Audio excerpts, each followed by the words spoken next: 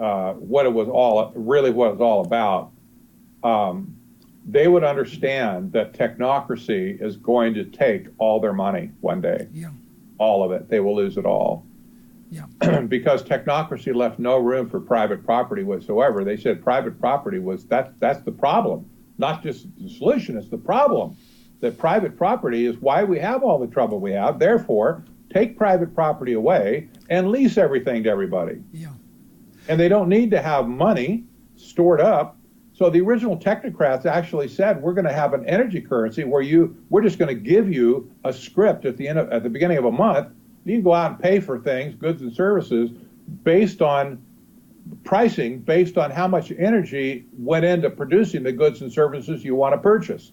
An energy currency. And they said at the end of the month, your script would just would expire, and you couldn't carry it over to the next month. That meant you couldn't save up any money. Right.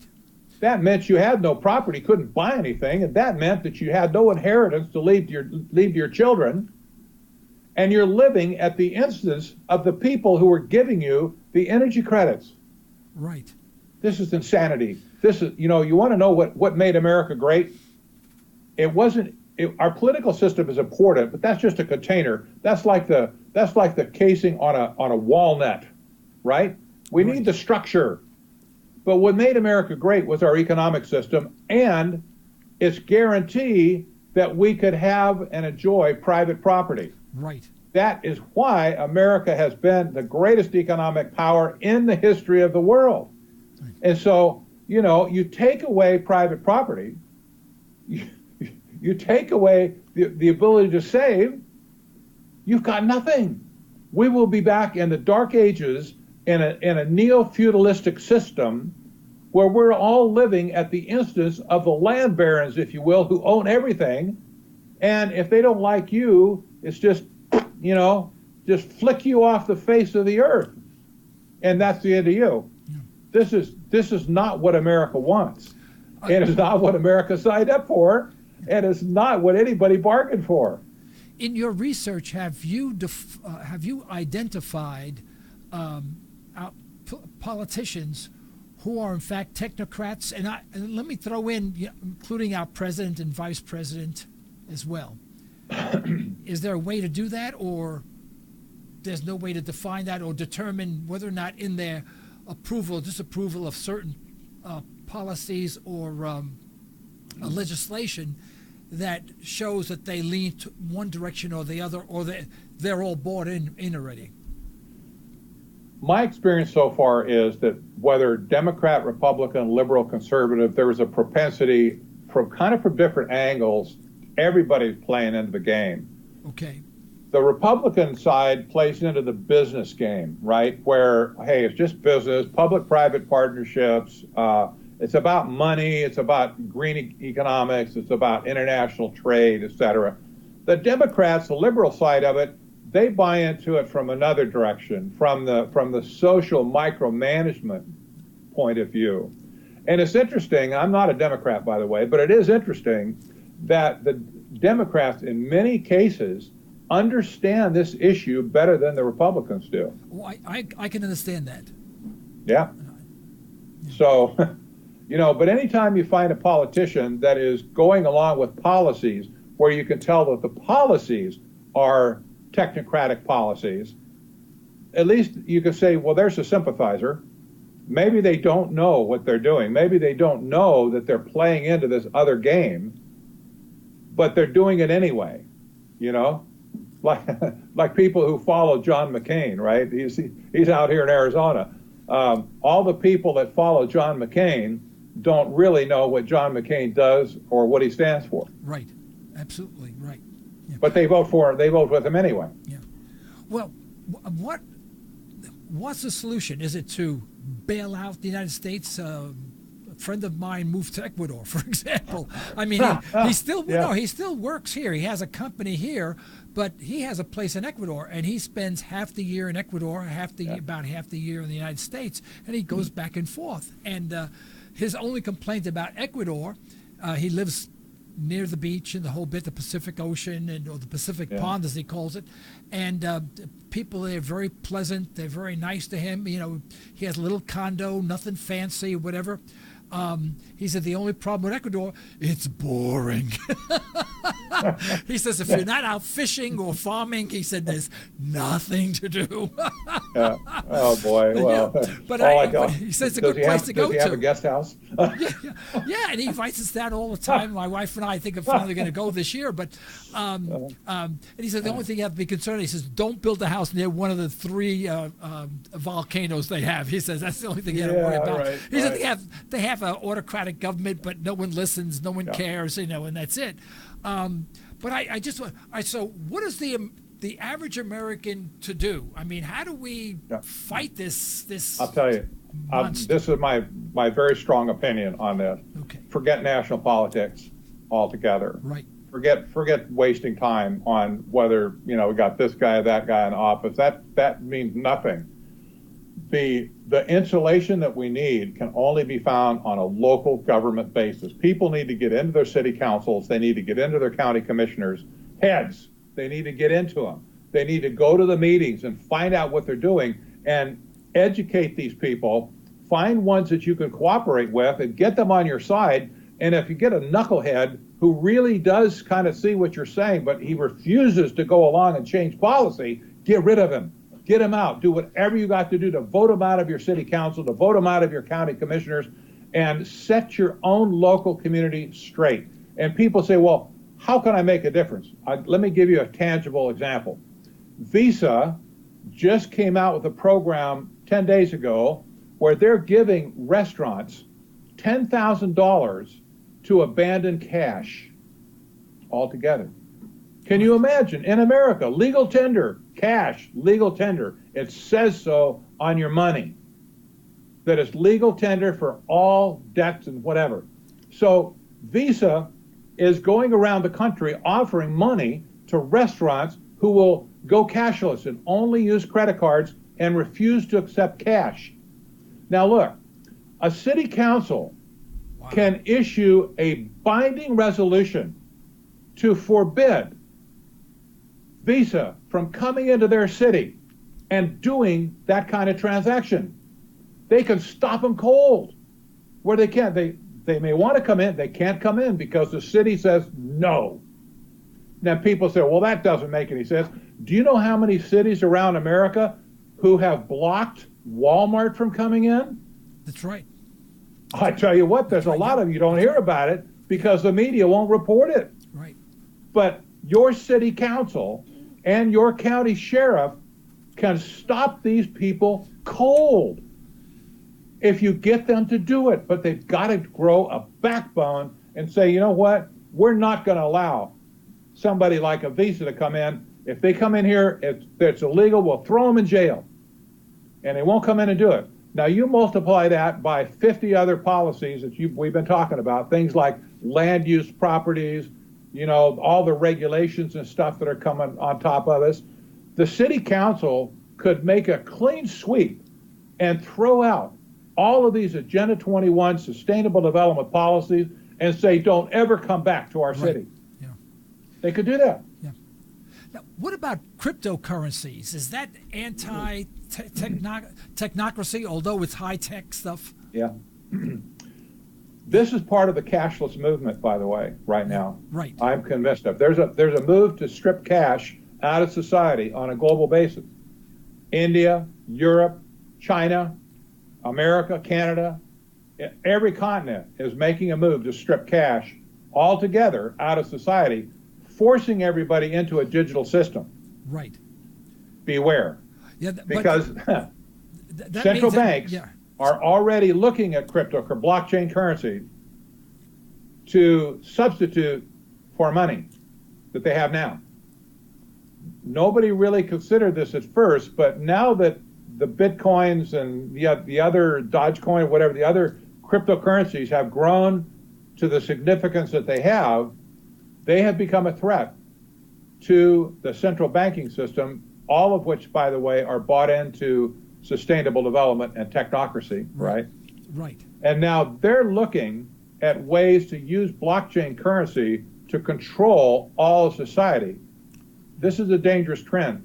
China just announced, by the way, a big program to use blockchain currency in China to send out electronic invoices and tax bills to people where they can pay their tax bill as well. We're going to see the encroachment of governments and central banks into the blockchain area, where the risk is one day they're going to look at a Bitcoin and they're going to say, Bitcoin, you're out. Whatever our central bank currency is in. Maybe they'll give you a grace period to convert your Bitcoins into the new currency. But all I'll say is the central banks are coming for all wealth. So the central banks will have to identify the alternate cryptocurrencies and delegitimize them and outlaw them, basically. Say, you'll get arrested if you use them or something. Right. But I don't know how they can do that, because right now it's international, and there's no way. I'm not a technocrat at all, but apparently there's no way to get, to identify what it is, where it's from. But people are using it. People are using Bitcoin right now, replacing the U.S. dollar. But that's outside the auspices of the U.S. government. Yes, it is. And here's how they're doing it. I'm not an expert either. I have quite a bit of an economic financial background, but the currency, the Bitcoin currency, is wonderful for transactions that you don't want, that you want anonymity, right? Right. So you can make a transaction overseas, boom, in a heartbeat, is done. The guy gets paid, you get your whatever it is you ask for, and everybody's happy. But here's where they get you. They're currently stripping cash out of the system. Now, if I have $10,000, let's say, sitting in my home safe, and I want to use my $10,000 to go out and buy Bitcoin so that I can make a transaction, I could do that. I could find somebody probably that would do it. But if somebody sent me some Bitcoin, let's say $10,000 worth, and I wanted to get it out of Bitcoin and back into cash, you see, I could pull it out and put it back in my safe, perhaps. But if I take that $10,000 and take it to the bank and try to deposit it in my bank account, you know what happens? They report me to the feds for potential money laundering. Oh, okay. Now, is Trump? Did I ask this question? Is Trump part of the technocracy movement, or can't he spell technocracy? Yeah. Just like democracy, it's a technocracy. Right, democracy, technocracy. I mean, is you think he's part of this movement, or what? Because I know there are people right in the studio here who are Trump fanatics, and they should be on drugs or something, something very strong, and but stop booing me. That's not very nice. But I won't say they're clinically crazy, but they're sort of borderline cases. But is he a technocrat, or is he probably oblivious to what's going on? I think he's oblivious to a lot of it. And on one hand, I have to say there are some things, especially maybe in the social area, that I think maybe Trump has done some things that make people smile and is probably good for America. But on the other hand, some of the technocrat initiatives that are being allowed to slip through without any check from the government apparently indicates an insensitivity to this whole business of technocracy and sustainable development. They just don't see it. Yeah. Now Trump is a business guy, right? He's a real estate guy. I don't know that. I mean, everyone says that, but I'm a businessman. I have 3 companies, and every time the decisions that he's made so far, I shudder. I go, I would never do that. And not that I'm the most successful guy in the world. I've helped several people start businesses. I've lost a lot of money in doing that and whatever. And I'm no Donald Trump. But everyone says, well, he's a businessman, and so many decisions that he's made, just absolutely, just the antithesis of what I would do. And of course, every time someone says that, I said, yeah, he's been so successful. He's He's filed bankruptcy 6 times and been through 3 wives. So, I mean, that's not a very good track record thus far, you know. Yeah, yeah. I know, Sally, you've been through 14 marriages, but that's another story. All right. But, Okay. yeah, well, let me ask you this question. Silver, hard currencies, hard money, silver, gold, platinum, whatever. What happens to those jewels? Well, in America, there's not an immediate threat to confiscate gold. There's a policy in India. As India went cashless, they also put imposition on the amount of gold ownership that people were allowed. That's bloody serious.